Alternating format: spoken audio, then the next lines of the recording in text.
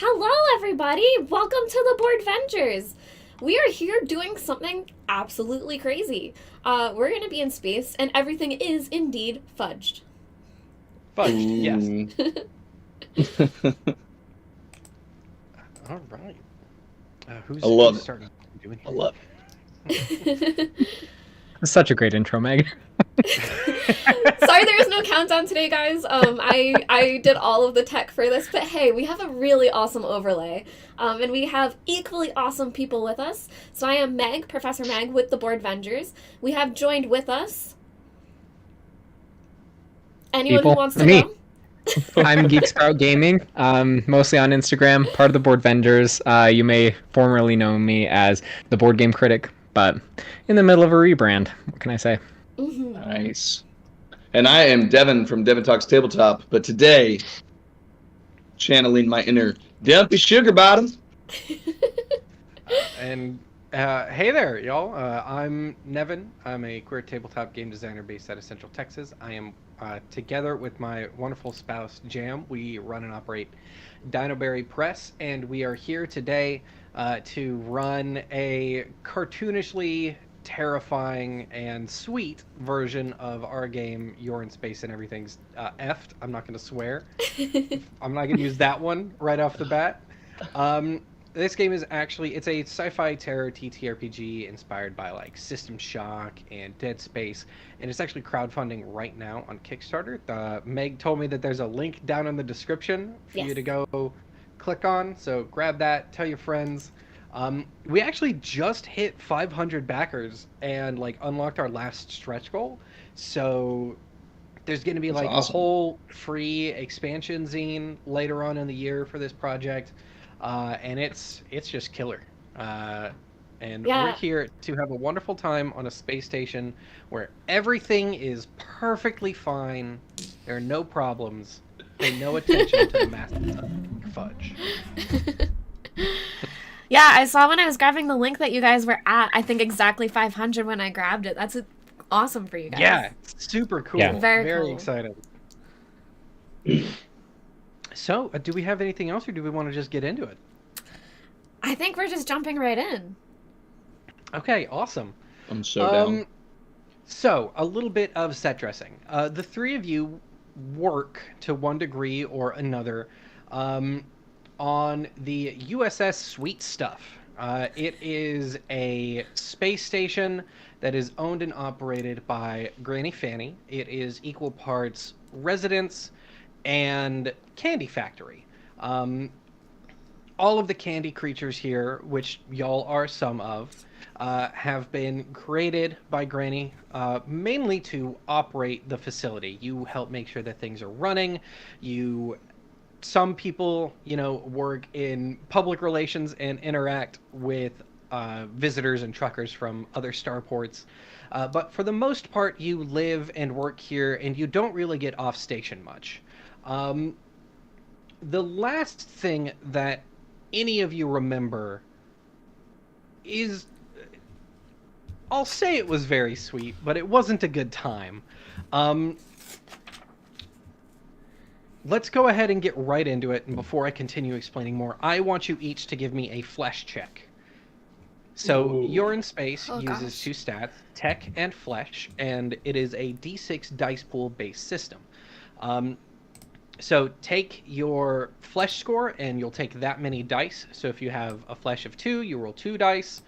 If you have a flesh of 0, you're going to roll 2 dice and basically take the worst result. So do me a favor, and everybody give me a flesh check and tell me how many hits you get. A hit is a 5 or a 6. Now, Nevin, I have a question. Because I am a peach in my prime, and I am absolutely bursting with juice behind my flesh. And I just was curious if I had advantage on this roll.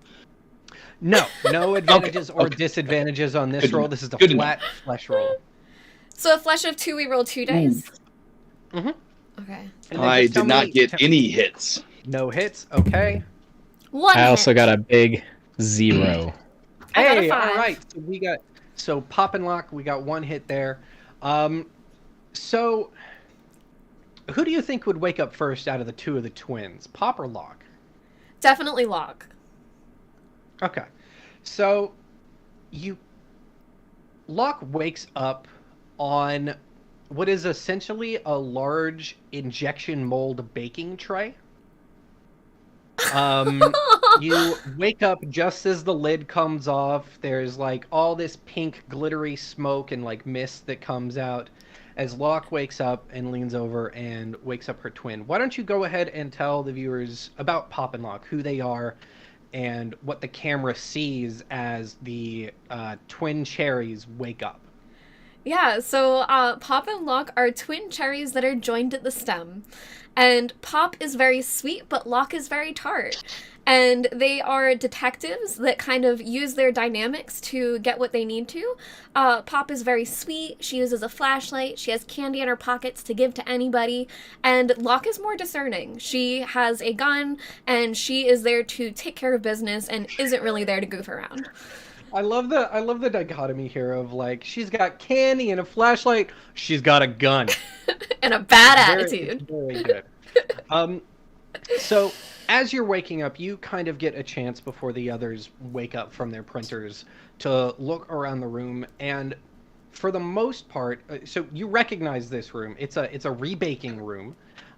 Anytime there is a factory mishap on the floor or a candy catastrophe, the candy people actually get reprinted or rebaked in a room like this.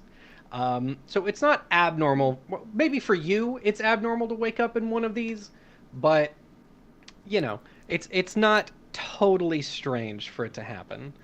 Let me go ahead and people are asking to get the characters sized up.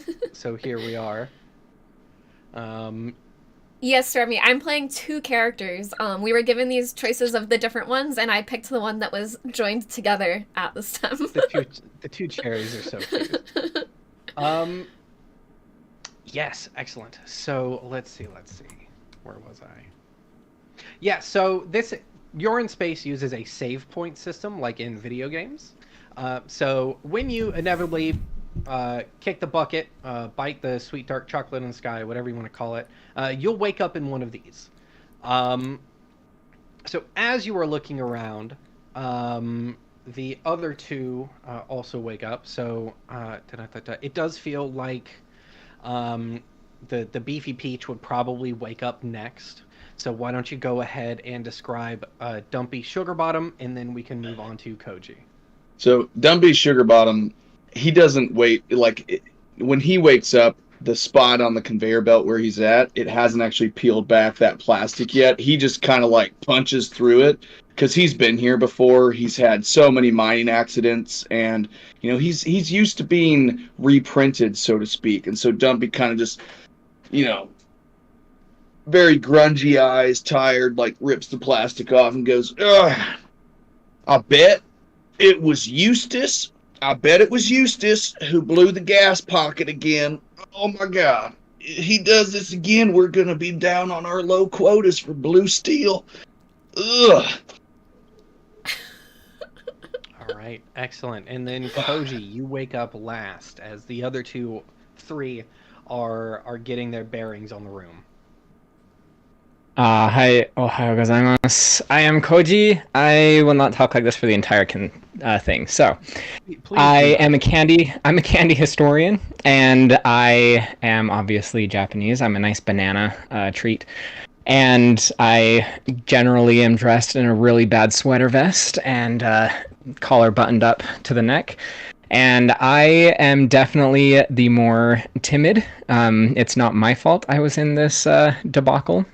It was definitely one of my bumbling idiot companions. I keep track of all the woes and mishaps that go down, take fastidious notes, and make sure that we try to not have these things happen again. So you can call me process improvement, candy historian, engineer. Yoroshiku onegaishimasu. Excellent. So stats real quick. Dumpy has 0 tech, 2 flesh. Koji has 2 tech, 0 flesh. And Pop and Locke are 1 and 1, correct? I had 0 tech, 2 flesh, but I'm happy to Okay, be 1 cool. and 1. You know. I'll do 0 too, because I wrote it down. Yeah. Let's stick with what you got written down. Okay. Okay, so as you all wake up, you look around and you realize, Dumpy, you recognize very quickly what kind of room you're in. Maybe not necessarily where on the station you are. And as you're kind of looking around, you notice, so on this map that I've drawn here, this is essentially like the oven and the conveyor belt that y'all are printed off of. These two little boxes on the sides are storage lockers. And then this yellow dot here is the door into the room. I'm going to be denoting doors with yellow dots. You notice that seeping underneath that door is a weird pink sludge of some sort. What do you do? Dumpy kind of like looks down at that liquid and goes, my pa said that would be a sense of foreboding, I believe. So if I'm going to do this right, I'm going to get into my best overalls. And I kind of go over to where the lockers are. And I, obviously been through this before, open it up to search for a new set of overalls because my last ones were just soot covered from, regular use. And I'm looking to get clean before I get dirty, if you know what I'm saying. Yes, you're looking to change into clean clothes. It seems like I should recognize what that is. Do I recognize what that is? And can I lecture the group about it? Why don't you give me a tech check, and I'll give you 1 advantage on that because you're a big old nerd. Yes, I am. And I'll also so say I roll 2 dice? Stuff, you have 2 tech, right? Yes. So then plus an advantage gives you an extra dice. Oh, cool. So you'll roll 3d6 and tell me how many hits you get. I got 1 hit. 1 hit? That's fine. So while Koji is looking at this, Pop, Lock, and Dumpy, you're able to kind of go over to the lockers and you find your stuff in there, basically. These lockers are similar, like 3D printers. There is a system that logs some of what you had in your pockets and is able to print some of those things with you. You basically, mark something as a favorite, and when you have a horrible accident, it comes back. Not everything, but some of it. So, Koji, as you are looking at the sludge and kind of inspecting it, just looking at it, it does seem to be a candy substance of some sort. As you get closer to it, have you seen... Are any of y'all familiar with, ferrofluid? It is a liquid that has, a lot of metal particles in it. And when it gets near a magnet, it reaches out in kind of a spiky, reachy way. As you get close to this, it essentially seems to kind of be reaching out for you. Don't like that. With 1 hit, you're basically able to kind of tell that it's definitely a candy something. Something's not right with it. You're not exactly sure beyond that. We should stay away from this. Dumpy, don't eat it. Dumpy at this point is holstering his mining laser. He goes, I don't eat that stuff. I pack my own lunch, as evidence shows. Pop and Locke will walk up over to the substance, and Pop will go, oh my gosh, it looks really sweet. I want to eat it. And then Locke goes, don't you dare put that in your mouth. We share a stem. And then Pop will go, I bet it's bubble gum. Bad So news. what happens? This is the one door that out of this room. You need to shoot it. Shoot it, Dumpy. So Dumpy goes, Just well, wait. We should get clear of the area first. Oh, back away. Yeah, So- come on, Pop and Lock.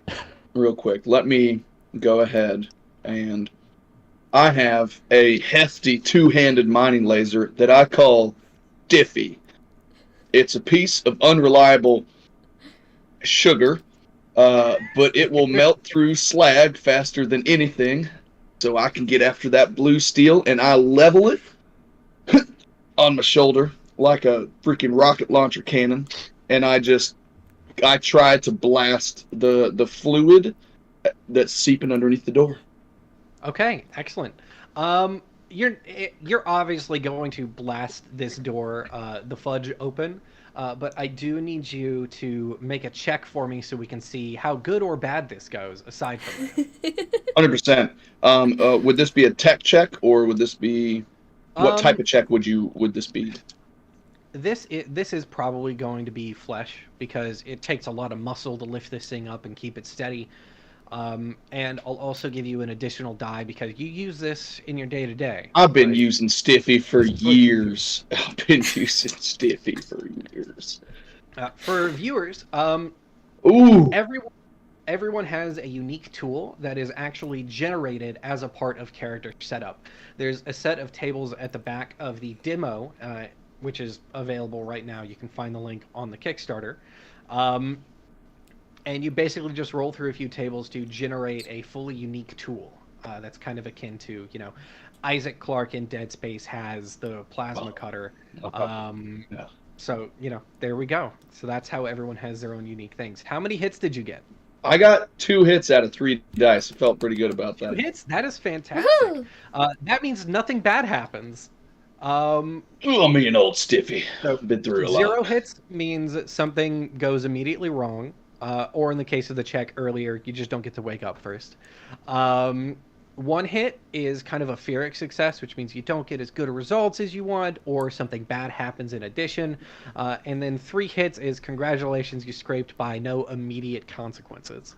So, you level this and it charges up with this like pink laser, and kind of makes like some bubble blowing noises. As it's charging, and then it shoots out, and you're able to basically melt and blast the door off of its hinges. It's like a sliding door, but you get a nice big hole in it, and the ambient heat from the laser like melts away not all of this sludge, but a good portion of it, so that y'all can get into the next room, which I am going to go ahead and generate now. Nice. I take notes so that I know who to blame for the damage to the factory. Perfect. Yeah, love that. Dumpy sees Coach doing that. Goes, you write my name in that book, and I'll slap that book right up your I'm a banana. Split. Your split. I blush. So every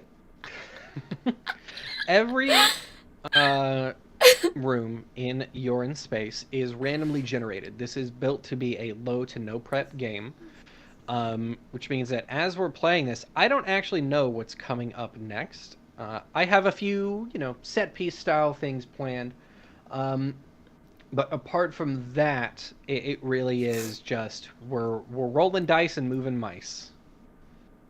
So in this room, you see and there's more of that pink sludge, like kind of on the walls and on the floors. You can actually see some of it in this room has, how to put it, has like sprinkles in it. It seems there's like glitter and sprinkles all throughout this sludge. And at the door opens, or it's got that hole in it, and you can see that this is like kind of like a meeting room. Like you wake up in this room, and then you come into this next room that you've opened a door into to kind of essentially talk to like HR and the lawyers to make sure that nobody is going to be held accountable, blah, blah, blah. The investigation into how you beefed it begins. And you actually see off at the far end of this small room, you see the silhouette of someone who I think you all probably recognize as the head of HR, who I don't have a name for. If somebody wants to give me a name. It's definitely Carlos. Cyril Figgis. I like Carlos Cyril. Ooh, wait, Carlos Clementine. Yes, Nice. that's a good one. Ooh, that's good. Get some alliteration in there. Named Clementine, obviously, because he's an orange. Oh, Mm-hmm. he doesn't and look he's so good. kind of, he's fine. He's fine. Don't worry about it. And Okay. he's kind of like off in the corner, you can only see a silhouette. What do you do? Sorry, Mr. Clementine. That door was locked, and this space goo has been trying to get at my nether regions, to be honest, and I have to be quite sincere with you. I'm pretty irritable after reprinting, and I'm not gonna deal with that. Are you cleaning up this mess, sir? This seems kind of a toxic work environment, if I might say so. The figure kind of like, not to play too much into zombie imagery here, but kind of like jerks a little bit and like begins to stand up very slowly and ominously.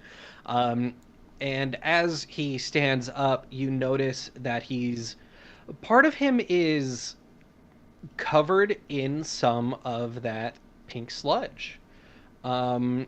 And there seem to be like little bubbles.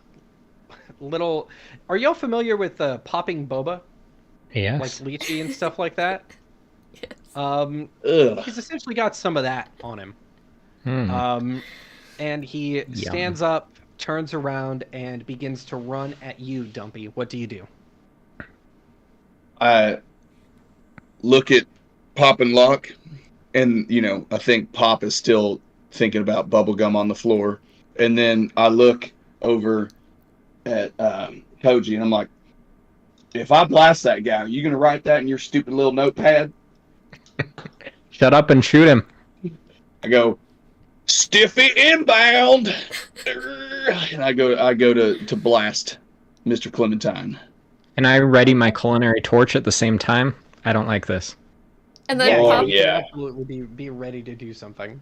Pop is gonna go, don't shoot anybody! And then Locke is gonna raise her gun and go, if that goo touches you, you're next. I like Locke so much more than Pop. Yeah. I'm a big Locke fan. If we have to push one of them into the goo, Pop's going down. If we got to pop the cherry stem, it's got to be Pop going down. Well, it does look delicious.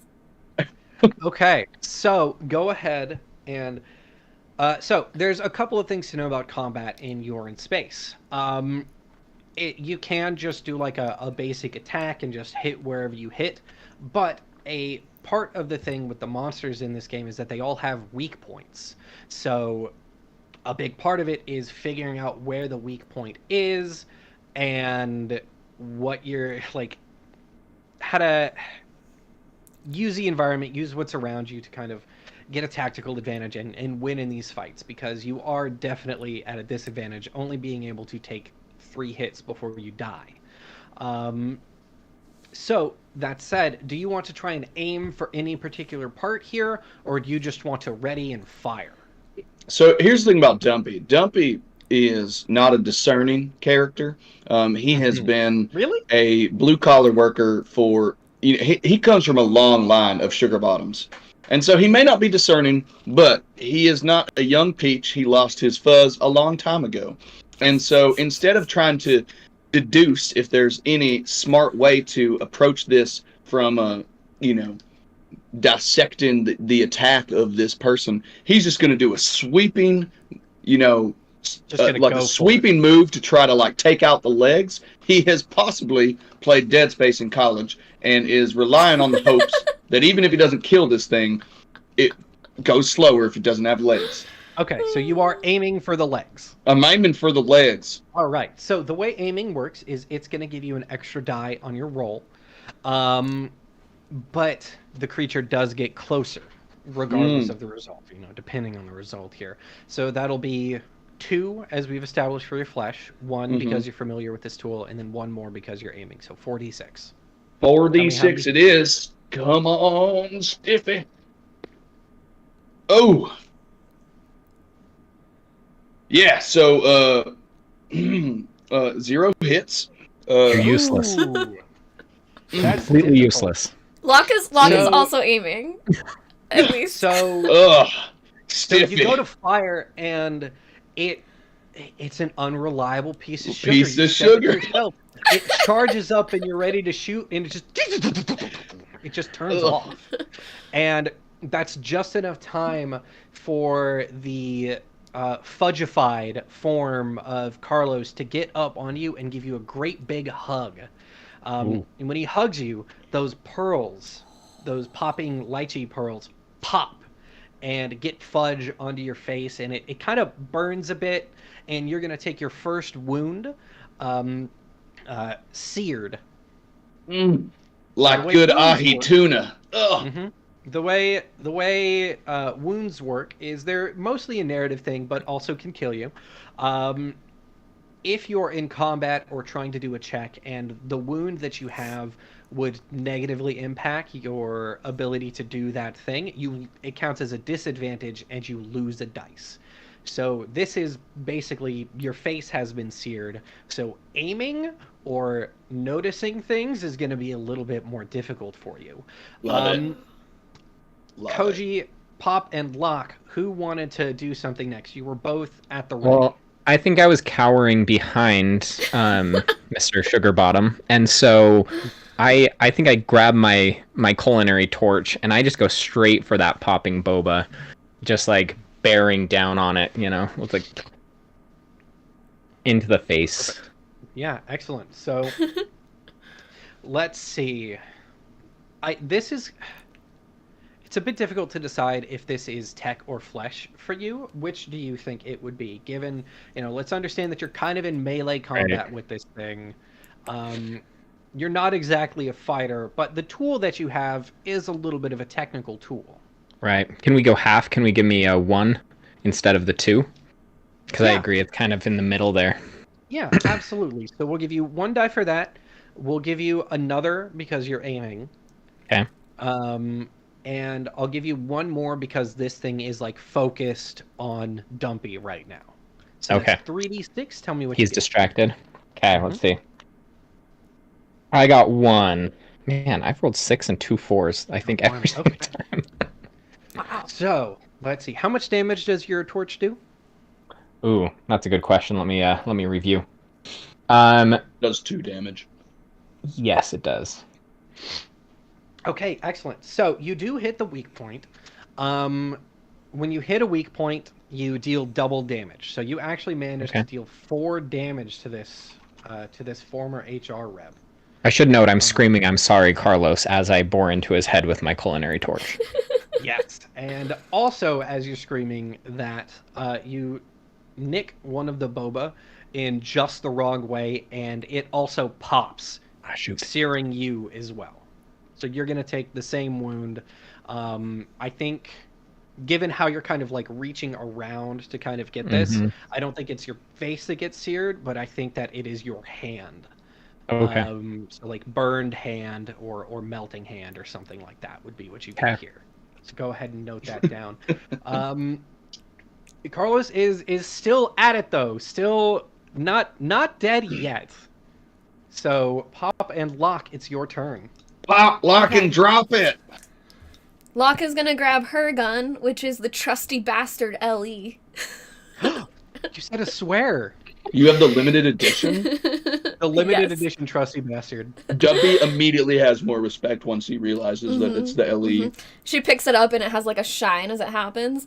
And she's gonna go, "All right, Pop, just like we practiced, help me hold the gun." And she's gonna grab Pop by her hand and pull her in front of her to aim the gun over her shoulder instead. And then I'm gonna go for a headshot. Perfect. Just aiming for center of the head, or are you aiming for the boba? Center of the head. Okay. Hell yeah. Do Oh, it. sorry. Same conversation as we just had. What do we think your stat here is for this attack? I'll have it be flesh because of all of the setup and it being like a big heavy gun that like they're double teaming the two together. of you were kind of using it together, and then you're aiming, so that's another one. And again, it is still locked in combat with these other two, so that's a 4th die. So 46, please. All right. Sorry, this one's a special one. 6, a 4, and a 5. And a 2. Okay, so that's 2 hits. How much damage does your gun do? +2. 2 Or damage? 2. Excellent. Okay, so that is just enough. You got 2 hits, so you don't take any... There's no more, like, negative consequences here. You just, boom, blast him right through the center of his orange peel head. He, like, lets go or kind of slumps onto Dumpy, and I imagine Dumpy just goes, ugh, and, like, shoves him off onto the floor. Mm-hmm. Yeah. And then he just kind of like turns to Koji and is like, weren't you in the bowling league with him? Yes, I was. And I shed a tear, but at the same time, I just kind of slowly scoot away. Immediately, I'm going to back away from both of them and go, "Are you infected? Are you infected?" No. Dumpy like wrinkles a burnt eyebrow and is like, this peach is peachy keen. Trying so hard. Pop will pull out some candy from her pocket and go, "This might help you feel better if you guys want some." I tentatively take one with my unseared hand and eat it. So the candy was one of your starting items, right? Yes. Yeah, can you remind me what it does? It just makes people feel better. It was just to make friends. It's just an happy. Emotional thing? Excellent. Yeah, Love it. it's just candy. Perfect. Okay, with that taken care of, you kind of get a better look in here, and you can see that there are 3 other doors. Three doors other than the one that you entered through.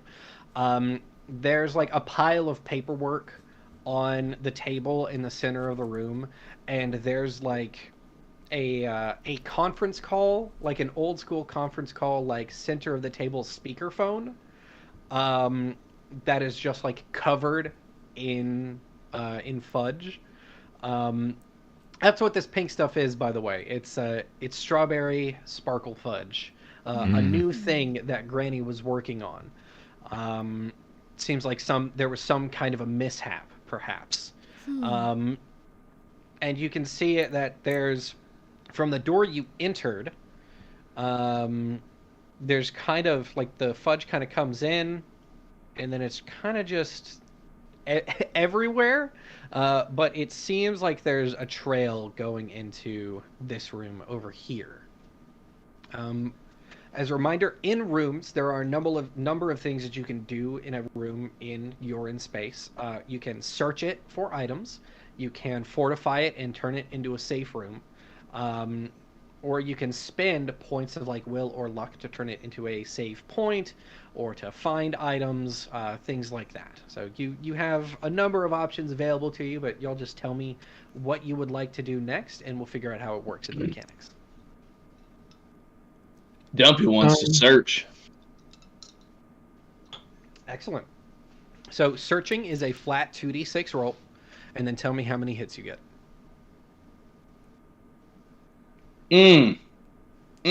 Great. Two dice were rolled and 0 hits were had. Okay, well, you still get stuff. Nice. There is a 0 hit column on the search table, so roll 2d6 and tell me the total. Well, now I get better rolls. 9. 9? Okay, you find a note. So as you're searching around, you kind of look through the notes on the table, like the paperwork that's there, and it's kind of a lot of lawyer speak and a lot of like technical mumbo jumbo. There's things about like, there's a standard like NDA agreement that's like, you agree to not tell anybody about the thing that caused you to die, blah blah blah. But on the back of one of them, you find some writing that says, like, find me in the arcade. We have to stop him. We have to save Granny. And it's signed P. Brittle. Hey, guys, you seen Peanut anytime recently? I ain't seen him in at least 3 reprints. Peter. Not that I recall. Oh, yeah. Oh, yeah. I'm a little bit antisocial, though. It's a childhood nickname we had for him just because, he always smelled like he ate peanuts. It was a clever nickname back then. It seems kind of silly right now. But, anyways, I'm just going to go off here and read through some of these mining quotas. Who else wants to do something in here? Can I use my my culinary torch to try and seal up the bottom of that door where the fudge is coming in? Maybe that's fortifying. The one like over here. Yeah, over on the left. Yeah. Yeah, totally. We can mark that door as locked. Or Is everyone okay with me doing that? Or are we looking to follow this stuff? Here's the thing I'm putting together, partner. The explosion happened here and didn't start from our room, which means the explosion was here and whatever did it trailed that away. Or is it opposite? Did it happen over there and it's running this way? But if it came this way, where is it now? Not in this To room. be All clear, over. like I'm not sure if I was like clear enough, but there is fudge kind of like everywhere. There is a trail that you notice kind of going off into that room. But So it's a trail leaving, not a trail seeping in. Hard to tell. Hard to tell. There's a lot of it everywhere, and it's all as a reminder trying to grab. How tasty does it look, though? Pretty tasty. I'm gonna be honest.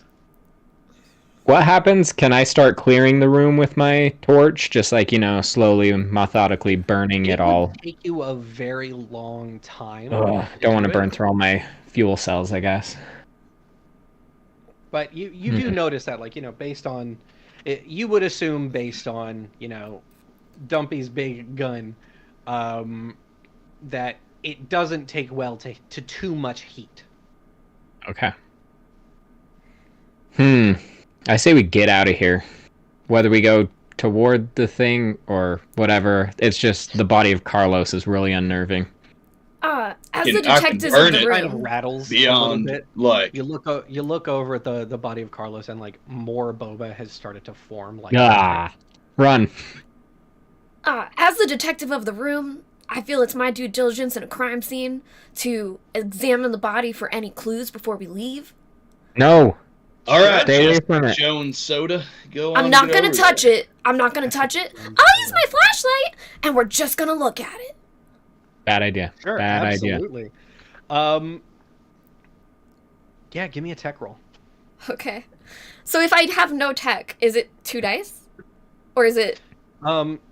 Yeah, it's basically 2 dice, and you're taking the worst of them. Okay. And I rolled a two 6 and a sixes. 3. So 3. That's a 3. So as you're kind of moving up to take a look at it, I'm not going to give you nothing. Whatever this fudge is, it's definitely not something that is fit for mass market. And one of the boba swells up and pops, and you take a wound as well. I told you. And the pop's gonna go... That's really pretty good, though. You ate it? Go ahead and note that down real quick. No. Oh, no. I didn't realize. Oh my! We are As soon 100%. as I soon am. as it- Yeah. As soon as We need to Pop pluck her takes from a- the stem and takes throw a her little into the bit, goo. It's not immediate, but by the time you'll figure out what room you're moving into next, your tummy hurts a little bit. I am going to de-stem them in not too long. Which room did y'all want to go into next? Dumpy flaps his note, and he goes, "Guys, I don't know if you've seen my investigative skill set, but I uncovered a lead, and Peter, has seemed to indicate that we need to help Granny, and I the say we arcade, help right? Granny." Do any of us remember where the arcade is? Yeah. So, there's definitely an arcade not too far from here. So another system of how exploration works in your in space, there is a system called objectives. And we basically got our first objective here, which is probably going to be the one that we focus on doing since we're about at time, I think. And that objective is going to be to get to the arcade and meet P. Brittle. The way it works is I need one of y'all to roll a D3 for me, which is a D6 in half, rounded up. Okay. A 1. 1? Yes. Well, wouldn't you know it? The arcade's in the next room. Perfect. So that die roll determines how many rooms you need to get through in order to get your objective. Because this is all randomly generated, you roll that to figure out how many rooms you have to get through, and you generate those rooms as you go. In a full game, the number is actually like 1d3 plus 2 or 3 or something like that. But we're keeping it to a nice tight vertical slice right now. So wouldn't you know it? The arcade is next door. Woohoo! Which I direction? seem to recall the arcade being near us, guys. You guys, I'm not feeling so good. So what I'm gonna do is I'm basically gonna give y'all like a little hallway here. Just out of curiosity, Pop and Lock, if someone whispers to one of you, does the other one hear it through the stem? Depends which one you're talking to. She can't hear a thing. Okay. I lean over to Locke and go, you just let me know when I need to shoot her. Sir, that is my sister. I will do it myself. You might just be the peppiest little spit fudge I've ever seen. Hey, what are y'all talking about? Nothing, Mind your business! Candy historian. Why don't you go flambe something with your brulee cannon? Hey, do you want to see my shadow puppets that I've done with my flashlight? Okay. Oh, Oh, I secretly form an alliance with Pop. I'll kill you both. So y'all head out towards the. Y'all head out of the east door, and there's a this conversation is essentially happening in like a hallway that comes to a T intersection. But at the end of the hallway, you can see a big neon sign in pink and blue, like pastel lettering that says, Sweetie's Arcade. And look at that. There's the arcade. This hallway is like very like. Usually it's very well lit, and the carpet in here is like very nice and plush. But instead, as you are walking through here, the lights are all malfunctioning. You can hear like really horrible noises coming from down the hall and like around the corner and things like that. Just like horrible monster noises. And as you reach the end of the hallway and you're about to enter the arcade, there's actually a really, really loud noise that just this huge, not a roar, but like someone screaming something, and it's loud enough to shake the entire station. Hey, Pop, will you open that door? Sure. Get over here. Locke will ready her gun and be holding it and looking through the scope as we're walking around. Perfect. And Pop will be using her flashlight to also help. So do they walk like single file with the gun propped up on Pop's shoulder? No, this time we're actually holding hands. And then with our hands that aren't holding hands, I have the gun up and the flashlight up. Okay. Jam just sent me an updated image for Pop and Lock. Aww. That's perfect. Yeah, we're both scared enough that we're holding hands in our stem sides. Excellent. So, who goes into the arcade first? Can you just re-clarify that for We me? can. Pop and Lock can go first, holding hands tightly prepared. Perfect. So you enter the arcade, and as the door opens, you hear a very familiar voice. A voice that everyone on the Sweet Stuff recognizes. It's the voice of Peter Brittle.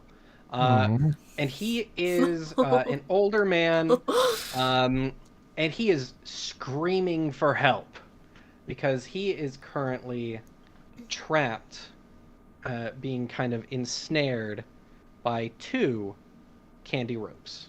Ooh.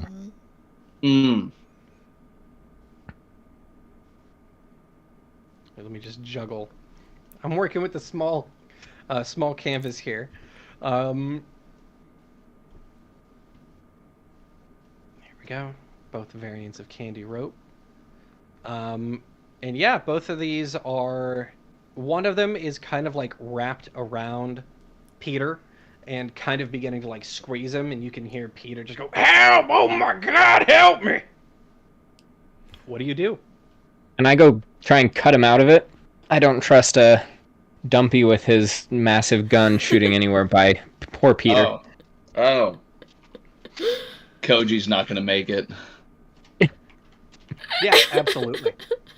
Let's go for it. What do you do? How do you do this? It feels like a very technical and precise thing to do. I'm more like an engineer trying to cut him out of the ropes. So I like that. So you are going to get tech, but you did say this was technical and precise, and need to remind you that your hand is messed up.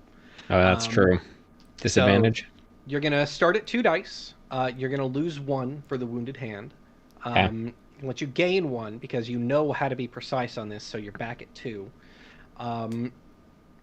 I feel like if I wanted to be mean, I would make you lose another one because he's like writhing around. Like this is a creature that really is like trying to get you. So I am going to do that. I am going to be all right. So I'm rolling 1.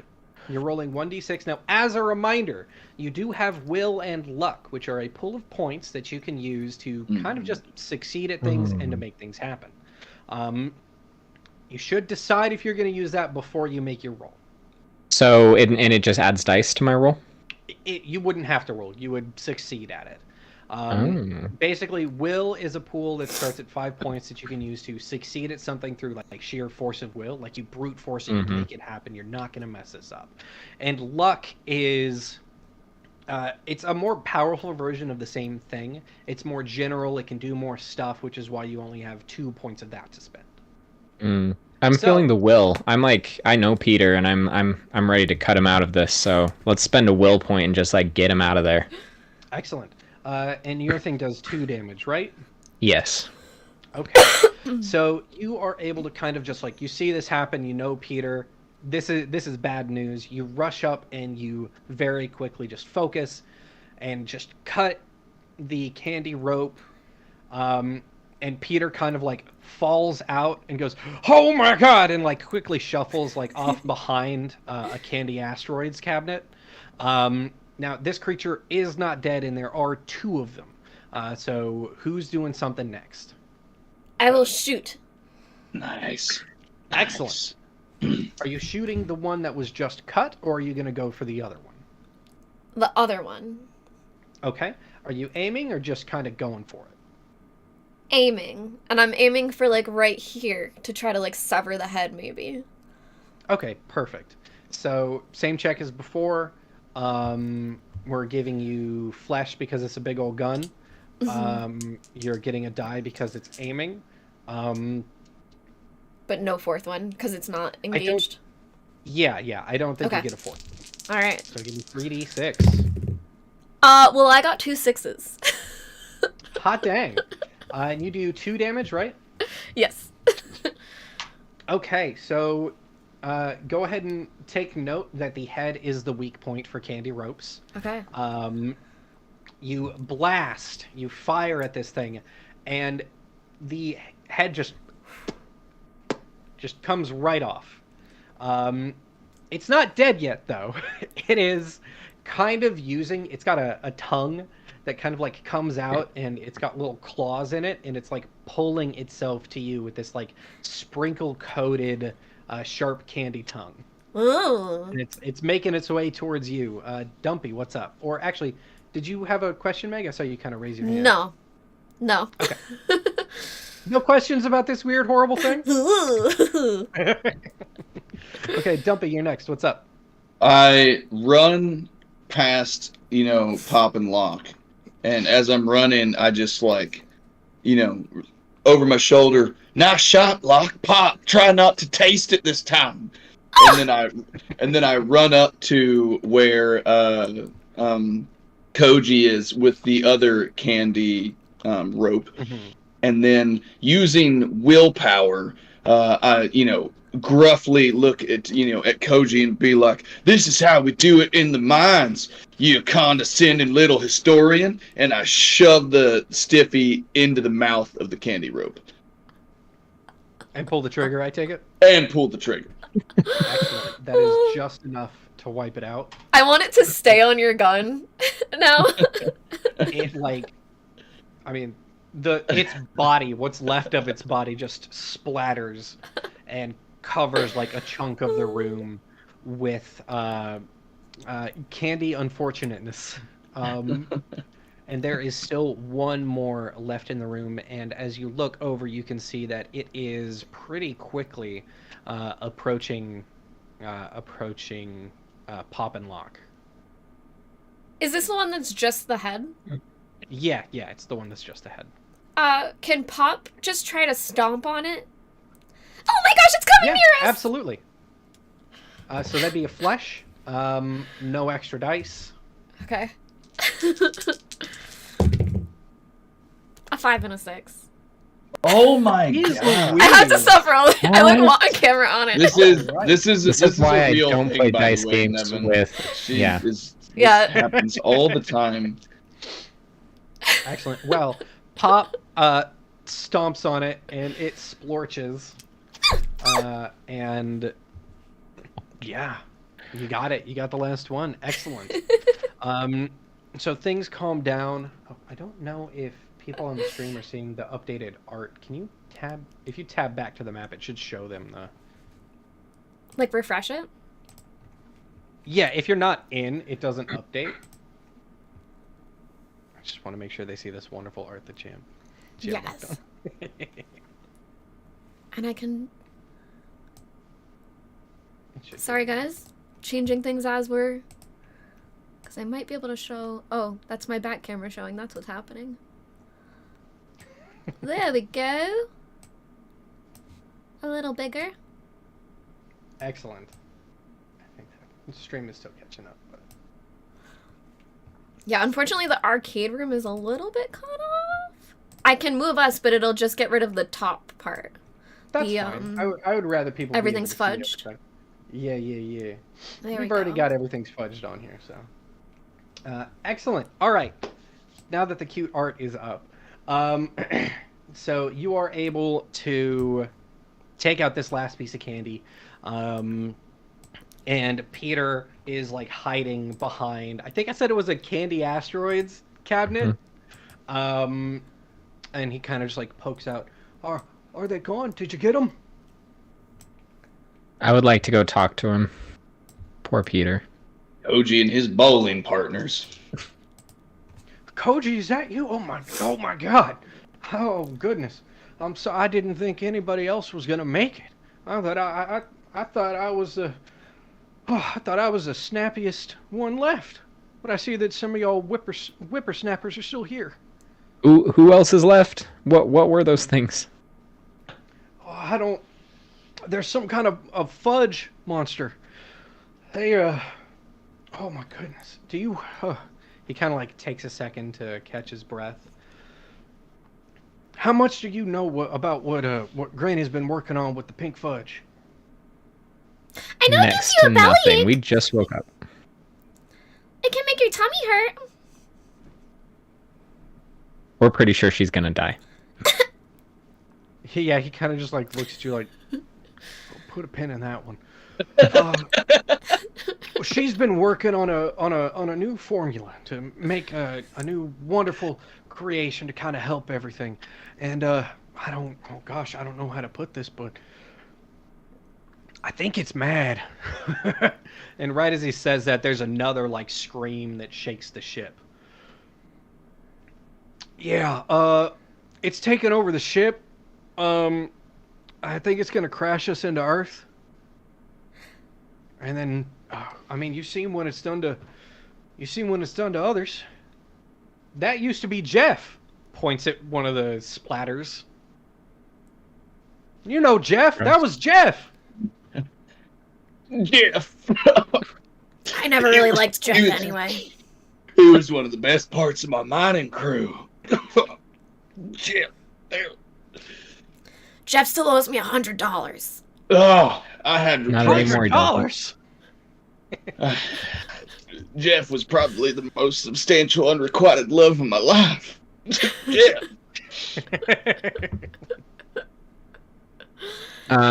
So I think the most pressing question is, do we need to kill Pop? How did these things get into Carlos and Jeff? There was, I don't know. There was some sort of event, a catastrophe, if you will, and all this sweet stuff got all over the place. And I woke up off of one of the bacon printers, and I mean it's been days. It's been days. I haven't seen anybody else, and I was able to kind of figure out what I figured out.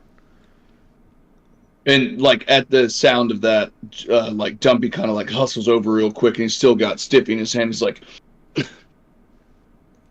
"You said one of the bacon printers is up? I thought we ran out of bacon ages ago." No, but I have an accent just like you have an accent. Bacon. Like to bake. You hillbilly. Get out of here. Can't get a guy excited like that. I haven't had candy bacon in I don't know how long. I mean, there might be some bacon somewhere. I'm surrounded by imbeciles. But it's just, so, real quick, time check. Were we going to do for like an hour? How are y'all doing? That's up to you guys. I'm happy to do whatever. I'm still good to go. I could do a little bit more time. Okay. But Okay, we'll do a little bit more then. We'll kill you off. Don't worry about it. I can Cool. get us to a good cliffhanger. Anyways, it just whatever this thing is, whatever it wants, it's got Granny. All right. We need to save Granny, and we need to kill John Fudgman. John Fudgman. That's what he calls. I know that name. Yeah, he's on the other bowling team. Now, our ship is crashing. Is there any way to actually stop the crashing? Or should we just try to escape? Nobody is able to pilot the ship except Granny. That's why we gotta save her. Okay, so there is hope. I was ready to just get out of here. I mean, you could also do that, but I would be mighty upset. That would not be very sweet of you. I'll be honest. Well, I'm not the sweet one. Killer. Excellent. Pop only has so long. This noir investigator Cherry might be my favorite. It's very good. Favorite version of Meg. Yeah, that is essentially the next objective is to find Granny and save the day. All right, boys. Peter, do you know where Granny is? Well, I assume she's in a room, but if Fudgman's got her, have to be somewhere really big. He's big. He's huge. He's gotta be somewhere he could fit. Should we go to marshmallow storage? I think that just might be it. Yeah. Damn. I'm gonna stay here. I got a high score to get, but you kids have fun. You All right, we'll lock you in, fudge Brittle. loving brittle. Yeah, I think we leave. Yeah. Okay, excellent. So, let's go ahead and do another D3 to figure out how many rooms away marshmallow storage is. Another one. Wow. Hot dang. It's like her dice know when. Oh, you don't want a 6 now? Okay, we'll roll a 1. Okay, fine. I'm gonna do GM discretion here, and I'm gonna make that at least 2. That's fine. Excellent. Okay, so, you head back into that T-intersection hallway, and you have a couple ways you can go. You could head back down south, or you could head south into this direction that you haven't been yet, or you can head back into the meeting room and head on from there. Which way would you like to go? Do you guys think we should follow the fudge? That means going back by Carlos, huh? It seems like it might be a clue as to an indicator to where the Fudge Man might be. I'm good going either way. I'm just gonna hide behind you guys. I've had way more excitement today than I ever want. I want to stay Nothing with gives our me team. more courage than a friend who says they'll just hide behind you. All right, I didn't we think go we were towards friends. the fudge. Towards the fudge. So back into the meeting room and on through there? Yeah. Okay. Get So that. y'all kind of trot your way back into the meeting room. Who enters first? Well, it's definitely not Koji. Definitely not. I feel like it's probably Dumpy, right? Yeah, Dumpy faux show. Ah, Whoa! There Carlos. is, a new horrible thing in the room. There is, like... It seems to be an amalgamation of a few different candy people, kind of all melded into one. It's got 3 heads, 6, like, it walks around on 2 tiny little legs, and it's got 4 little arms kind of coming out to the side. It has some candy leaf wings on its back, and it seems to have a carapace made out of, like, peppermint protecting its belly. And it is actually kind of hunched over Carlos's body, kind of like munching on it. It doesn't We seem sneak to have around it? noticed you yet, so you could say we try and sneak. sneak through this room. I will say there are no group actions in Yorin space, so everybody would need to make a check to sneak. I assume this is a tech check. No. This would definitely be a flesh thing, because flesh is about using your body, whether Sorry, that's friends. being beefy with it or whatever. This would definitely be flesh. Yeah, so Dumpy just kind of, shakes his head ruefully as soon as Koji says, like, let's hide out of here. And Dumpy just, goes, "These mother fudgers got Jeff." And then he decides to... question. This is... are there any, like, candy trays around the room? Like just kind of like metal flat trays. Sure, yeah, why not? So Dumpy decides to expend a luck point and just goes, "Nobody takes Jeff away from me before I could tell him how I felt." And I grab a candy tray and start to run forward. And right as I get to the patches of goo, I slap it down on the floor and knee slide on it to where I'm going through the fudge but not touching it.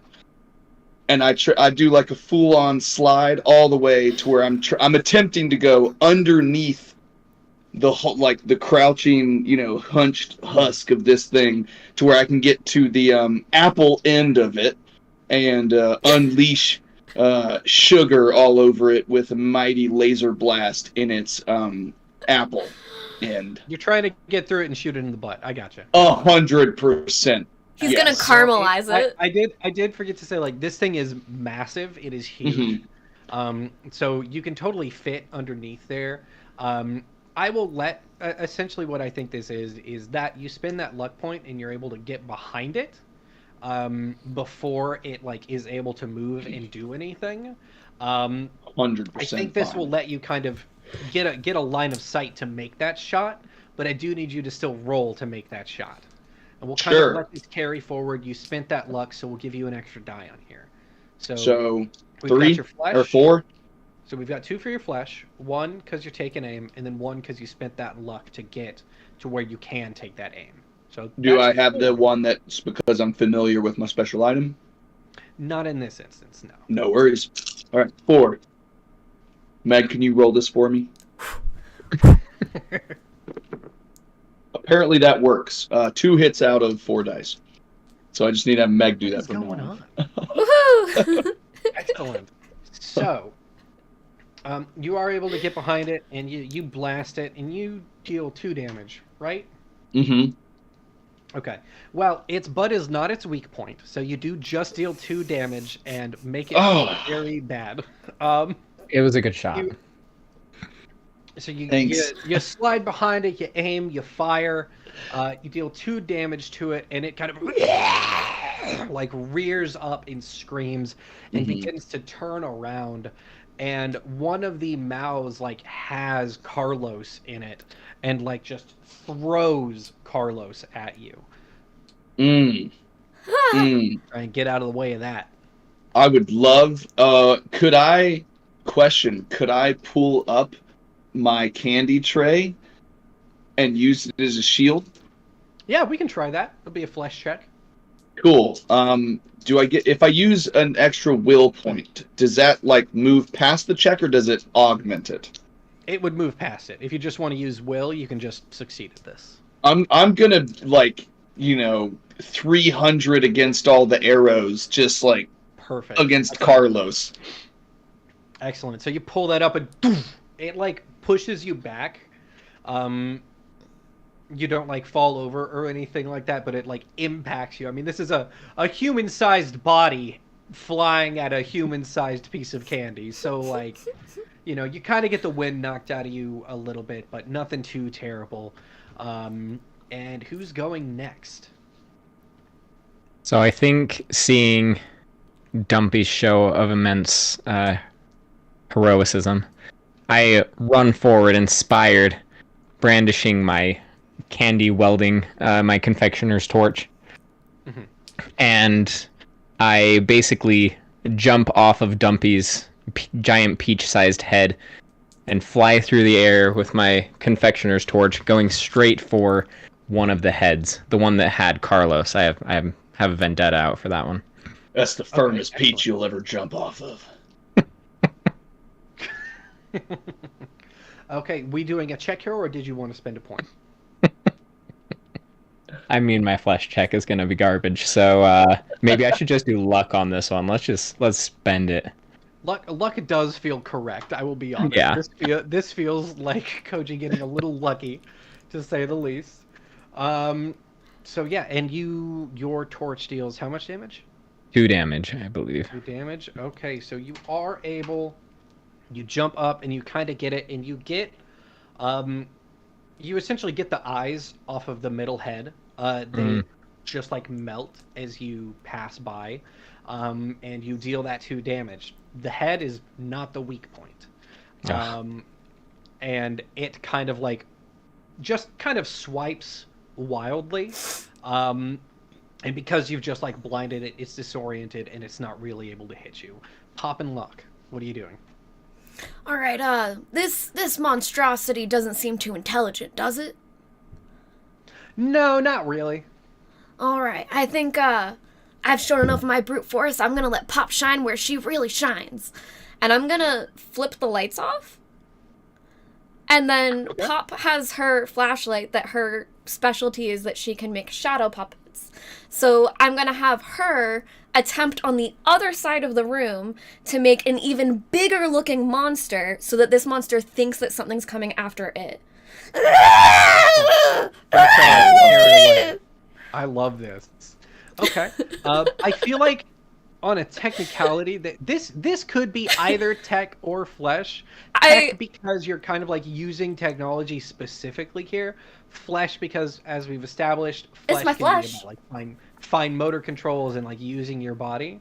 So that I could see either way here. Which one would you like to use? I would also like to use a luck point for this. I don't know if that changes. Oh, perfect. I would like to use a luck to do this exceptionally well. Yeah, I think that.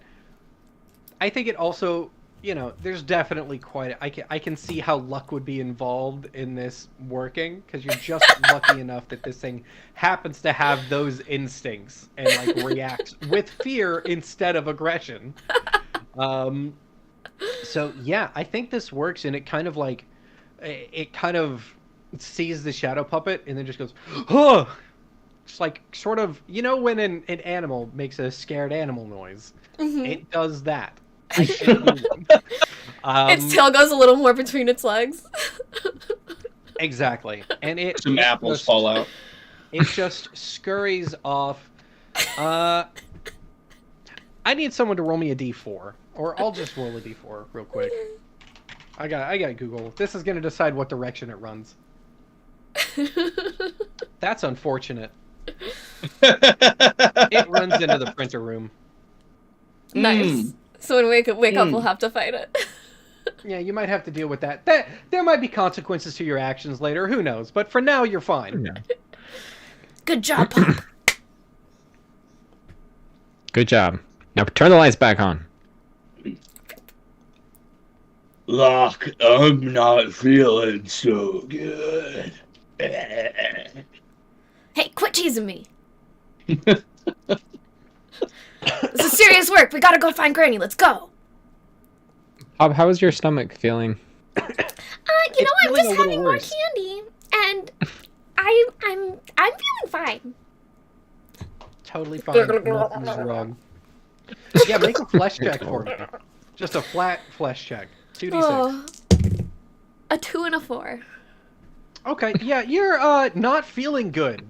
I think Pop says I'm feeling fine, and everyone else kind of hears her tummy rumble a little bit.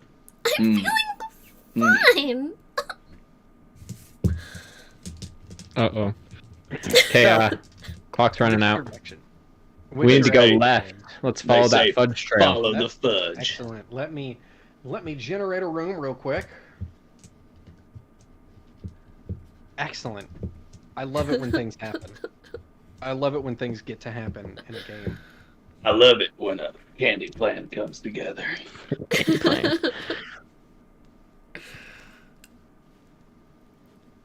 That's a small room. It's a very small room.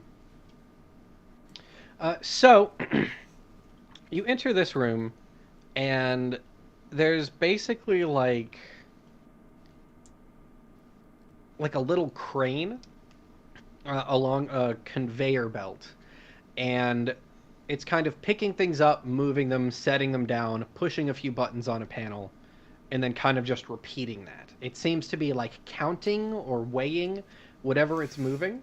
The room is filled with candy gore. Not like fudge. There is the trail of fudge that goes into one more room, but in this room there's just pieces of candy people all over the place. Pop, don't eat anything. The trail of fudge continues on into the next room. So y'all can try and run by this robot arm, or you can try and deactivate it. What would y'all like to do? I'd say let me do this one. Yeah, go for it. I definitely want to try. What's the danger of just trying to go past it? Like, is this thing gonna like? Given that the only things in this room are robot arm conveyor and lots of candy gore, Koji Bodies. probably can assume like, this thing might rip me apart. Okay. So, do I see a control panel of some kind? Yeah, there's a little control panel right. All right, let's go over to the control panel, see if I can turn it off. Okay. So this will be a tech check. You are kind of trying to get past this thing, but to keep us to like doing one check and moving forward, we'll just lump all of this into the tech. You're a nerd, you're a massive nerd and kind of an engineer type, so we'll get you an extra die there. So that's 3 dice. You have 2 hands, so I'm not going to put you at a disadvantage for operating a panel. I do have a burnt hand, though. Is my hand still burnt? Yeah. Wounds don't go away unless you like use an item to treat them. Gotcha. But I'm kind of saying here, like, you've got another hand that's not burnt, so Okay. go for it. So 3 dice? 3 dice. 2 hits. 2 hits, excellent. You're able to kind of you're familiar with this specific type of crane, and you're able to kind of recognize its pattern and just kind of. I don't even imagine Koji like dipping and dodging and weaving on this. They just recognize the pattern and go, all right, walk up when it's looking the opposite direction and hit the off button. Cool. Nice. You're welcome, friends. I contributed. Let's just hope your other hand doesn't get Bananas Foster. And right as Dumpy says that, there is another loud scream and roar that shakes the whole station, and it seems to be coming from the very next room. Ah! I may have just soiled my pants a little bit. Dumpy has, believe it or not, I mean, you guys may not know this, but Dumpy he's a family man. He's got 32 small peaches back at home, and he's got a family to protect. But also, he's unfortunately been subjected to too much mass market music, and so he just very quietly hums to himself into the unknown as he opens the door. Excellent. Good stuff. Good stuff. So, Dumpy, how do you feel when you see... There's a couple of things that you see when you open this door.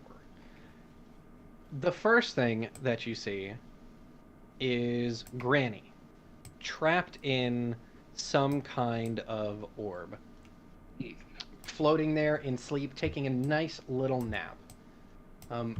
Meg, can you Yeah. so that the stream updates? 'Cause I want people to get the full experience of meeting John Fudgman.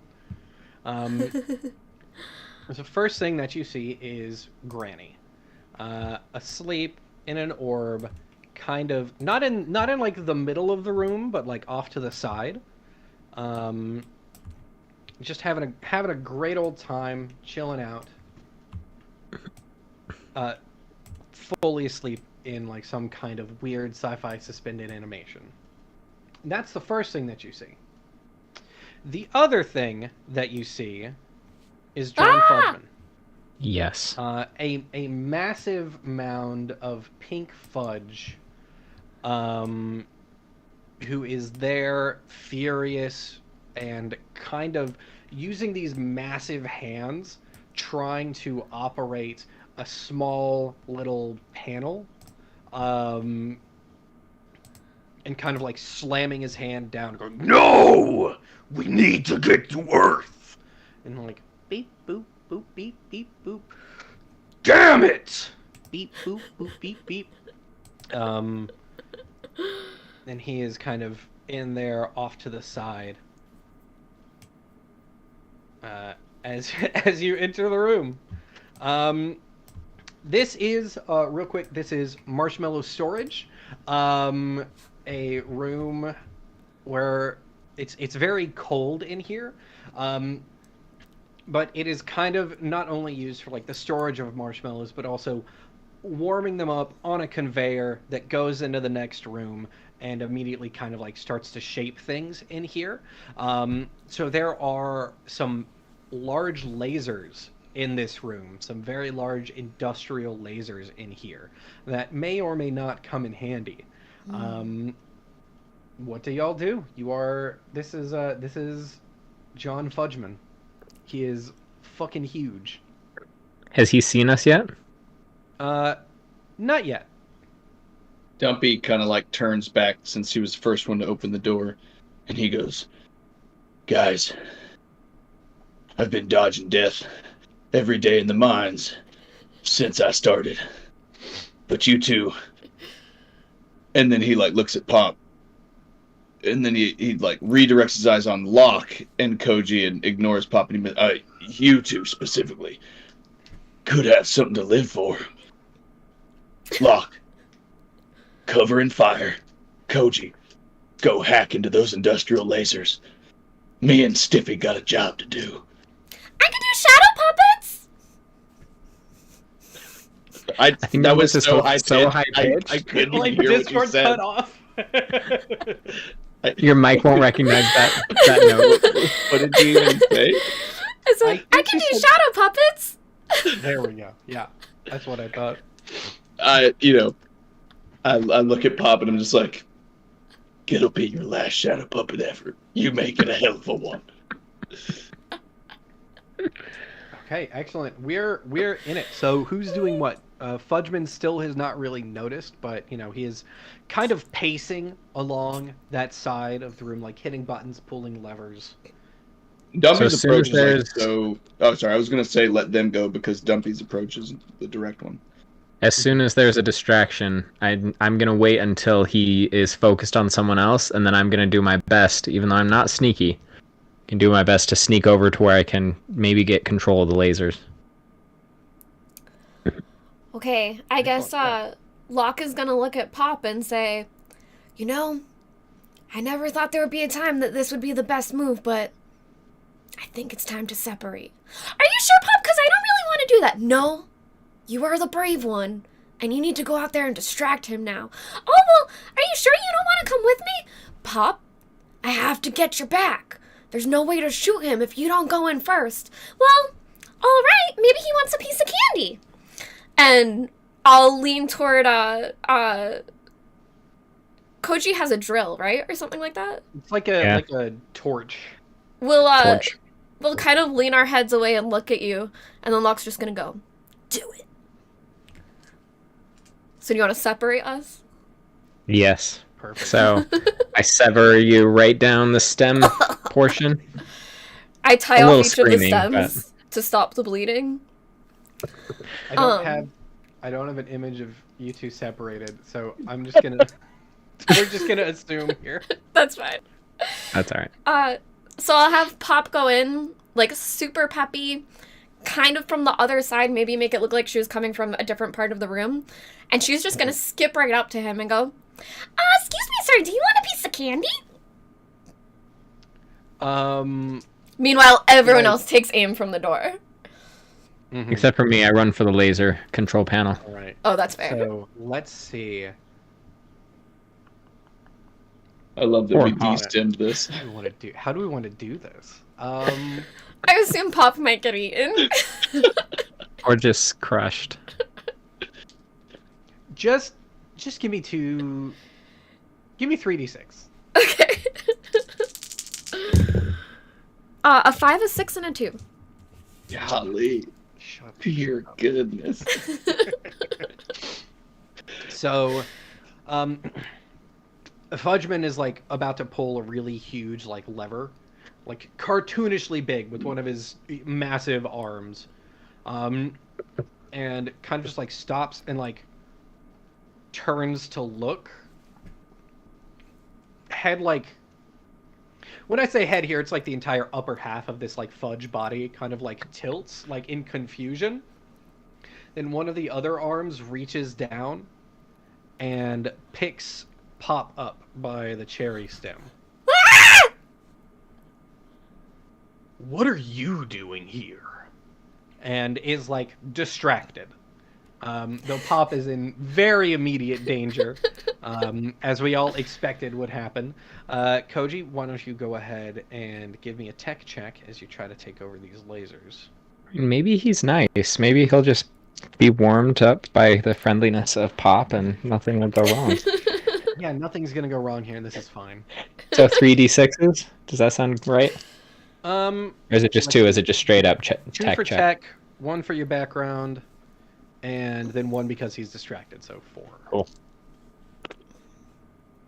Oh, just 1. Just 1? Yep. Okay, excellent. I forgot to have Meg blow on him.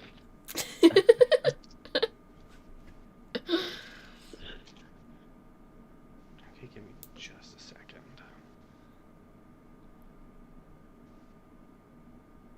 My computer is having some trouble. No worries. What do we know Alright. about the little sphere that Granny's in? And would Granny have any power over this guy? I don't know much about So Granny. it is wide believed candy lore that that Granny's dreams are what power the station and give you all life. Maybe I should be aiming at Granny. Now, how true that is, who knows? Maybe if we kill Granny, all of this just goes away, including us. But it was all just a dream. Whoa. Did you guys take the red candy or the blue candy? right? Okay. I think Pop just becomes his friend. So here we go. Nice and She's separated. gonna Nice. she's gonna be corrupted anyway. Everything's fine. Don't worry about this.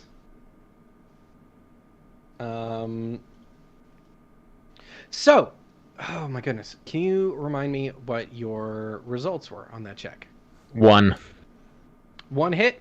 Okay. Yep. So I think what that means is you're able to get one of the lasers on this check. We'll say that you've got this left side laser here. And I think the consequence is he's kind of like got Pop like this and is able to see pretty cleanly right past her to you. And he goes, "What?" and throws Pop at you. Oh. You are both going to take a wound. Question. Punch me! Huh? Could I expend a luck point based off of where we're on the map? Could I expend a luck point to grab Pop's stem as she's hurtling by me? Oh, you want to try and That'd like be catch her? impressive. Mm-hmm. Yeah, I like that. That's your Okay. last luck. That's That's my your last last luck. luck. Sure you want to use it on Pop? I'm not using it on You Pop. could I'm using it you on could not use- you. I'm could using it use on you Will. not getting hit.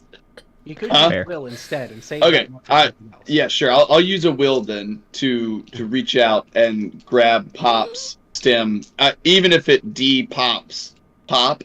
I just don't want it to hit Koji while Koji's on the laser. Thankfully, rip that this doesn't thing off. happen, and you're basically able to like catch Pop and avoid anybody getting majorly wounded.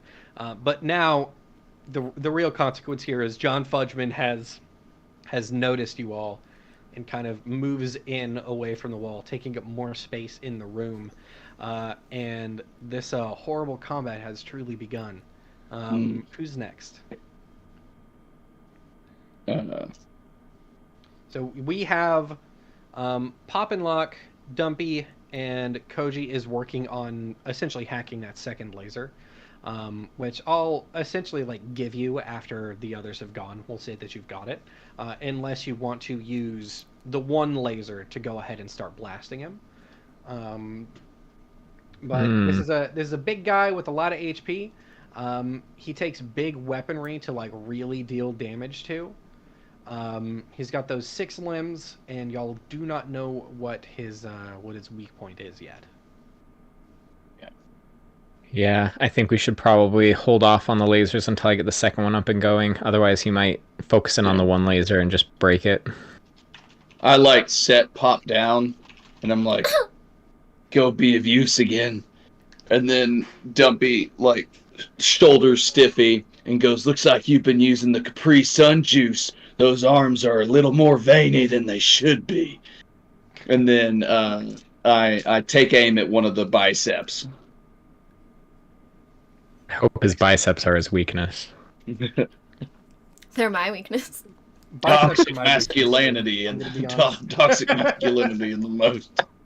Meg has something for John Fudgman. Who doesn't? Look at him. He looks like he gives fantastic hugs, and he works out. And you know what? And he's so sweet. He's got goals. All right. Mhm. He's got swole goals. Throw me around he's like a Pop. He's a hot fudgeman, and he is manifesting his dreams. So yeah, let's go ahead and make that roll. So we've established it's flesh for your attack. You are taking aim here. He is not distracted. You are wounded in the face, so aiming is a little bit difficult for you. Okay. So I think we'll leave you at the 3. 3. Okay. Meg. Thank you. A lot of face huggers looking at me. That's going to be 0 hits. Uh-oh. Oh, I love it when we get 0 hits. Can you remind me how many wounds you have? I have 1. 1? Just 1? Okay. So you go to shoot, and Fudgman kind of just like takes it, kind of just like no sells the hit. Like the laser hits its chest and it like singes, but kind of just doesn't even worry about it. And one of Fudgeman's big hands like rears up and just like backhands you and sends you flying into the wall, and you're gonna take a level 2 wound, cracked. Because when you hit, one of your candy arms just pops off. Oh, Can you see my pit? Like, is my pit visible at this point? That'd be in your head, wouldn't it? I mean, I don't know how much of me is Peach. I assume most of you is Peach, but yeah, sure, why not? We can kind of see your pit, because I can tell that you're fishing for a joke here. No, that's silly. Devon, no. So, yeah, just no sells it, backhands you, you take your level 2 wound. As a reminder, the 3rd wound kills you. So you get smacked onto the wall, and you're kind of like recombobulating yourself as we go on to Pop and Lock. Okay. Lock, I'm gonna have step back a little bit, hopefully out of arm's reach of whatever just happened. And then she's going to aim specifically for one of his eyes and go, "No one picks up my sister without permission!" In an attempt to take out an eye. Love it. Okay, so flesh, taking aim, that's 3. What was your wound again? What did we get? I think you just said I took one because I tried the candy. You said seared you as didn't well, get- I think. Was it you seared? got seared. I think everybody basically got like hot fudge on their faces. So you'll Oh, yeah. Normally I'm into that. That was why. So you'll lose 1 there, which I think puts you at 2. Okay. And as a reminder, you have will and luck. I already You have to rolled. declare you have to declare before you roll. I did get a 6 and a 2, though. That's great. That's 1 hit. Woohoo! So you are able to blast Mr. John, in the eye, which guess what happens to be his weak point. Oh! So you get him in the eye, and he kind of like screams and like rears back, and like 2 of the arms on the same side of his head like both grab his eye, and he like rears back and like just slams into the wall with his other 3 arms, and rubble falls from the ceiling. And you are able to get mostly out of the way, but a piece of it does land on Locke's leg, breaking it. Oh, gosh. So that's your 2nd wound, a broken leg. So getting around and like avoiding or like getting to places is going to be more difficult. Okay. And then Pop, I'm just gonna have wander over to Granny and be like, "Oh my god, Granny, is that you? Are you okay? How are you doing?" And just like start talking to her. Excellent. And there's just like in response, there's just the low resonant hum of this like machine as you're talking to it. Okay, and that takes us back to Koji. You've had enough time to hack that 2nd laser, so both of them are up and running. Is he still covering one of his eyes? Yeah. Can I focus one laser in on the other eye and the other one over his head on the remaining, like on the ceiling? We're going to try and bring it down on top of him. Yeah, absolutely. So this will be, I think this will basically be like 2 different checks. One for the eye and then one for the ceiling. Can let's use will for the ceiling. And no, let's use will for the eye, and we'll roll for the ceiling. Excellent. So, yeah, you use will, you aim, and you get him in the other eye. Now, these lasers deal 3 damage each. So, using will to hit his weak point, it deals 6 damage. And this superheated laser bores through his head. And if you thought he was screaming loud before, he's screaming louder now. And all of you kind of have to clutch where your ears would be. And like it like makes you keel over, just because it is so loud. And there's just half of his head and like kind of down his upper half is just gone and melted. And he begins to, as you like target that second laser, he pulls his other hand down and like gets ready to, like, he's raising his hand to like rip the laser off the wall as you're taking aim with it. So let's go ahead and roll to see what you do here. So that's going to be tech. Okay. Aiming is really only for against like threats. Okay. So you're not going to get one there, but you are a nerd, as we have established, and I'm never going to get tired of saying that. So I think that you are at 3. Okay.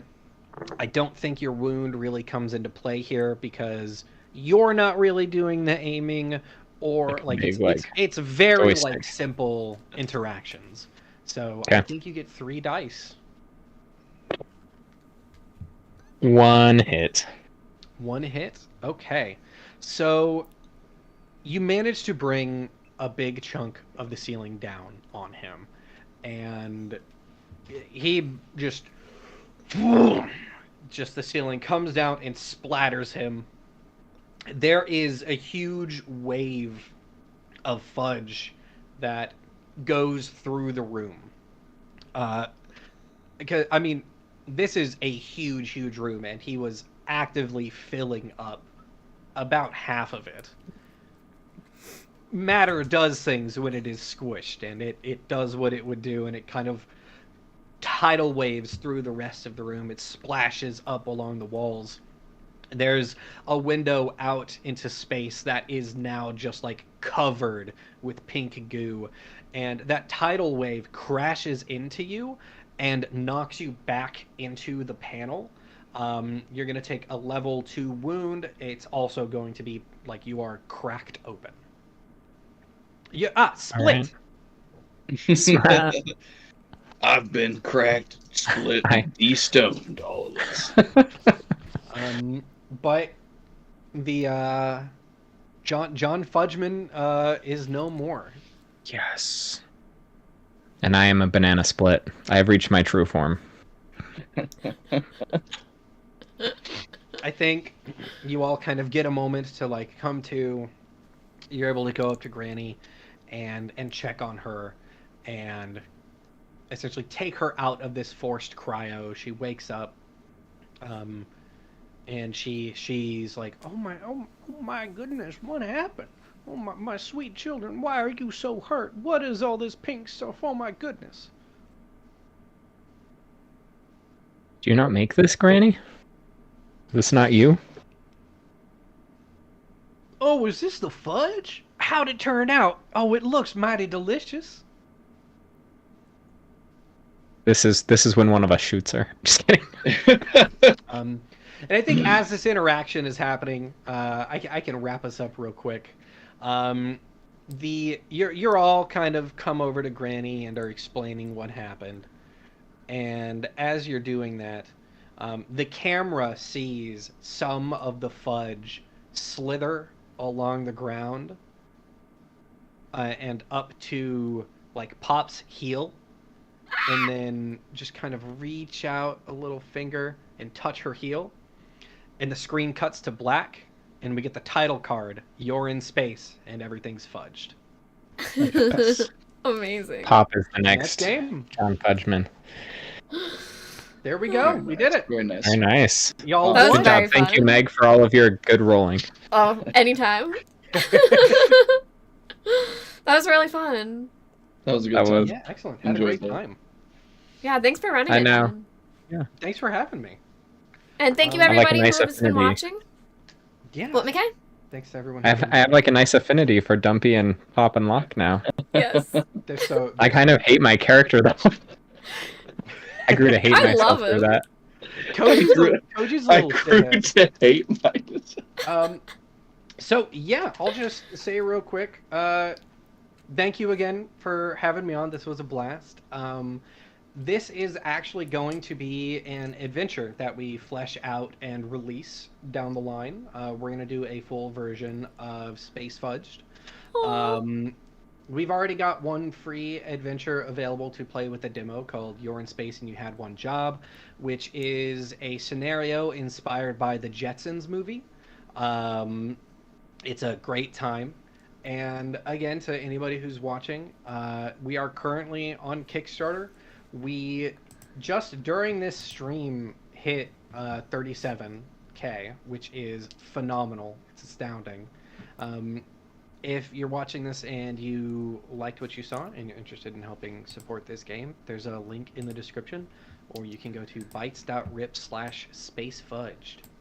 Yes, and before we say goodbye, I can actually use our handy dandy screen sharing. You guys can see this is the Kickstarter page. So we did a very cute version to make it a little bit more Boardvengers friendly, and because I'm a scaredy cat and couldn't really deal with the gore. So this is more of what it actually is, but it's great to show that you can really change it and make it anything. So it's a really great system. It is a lot scarier and more gory, but you can make it anything you want and just change the words around. It's really fun to take something horrible and terrifying and make it very cute and terrifying. Yeah. I did not expect to do candy gore when I wrote this game, but it was a good time. Thank you for accommodating us. Check out their page. I was the other side that didn't want the gore. I more didn't want the language. But I get it. Yeah. Cool. Is there anything else? Yeah. Thank you so much. That was great. Thank you everyone for tuning in, and hopefully we'll do more of these in the future. Bye. Appreciate it. Goodbye. Thanks.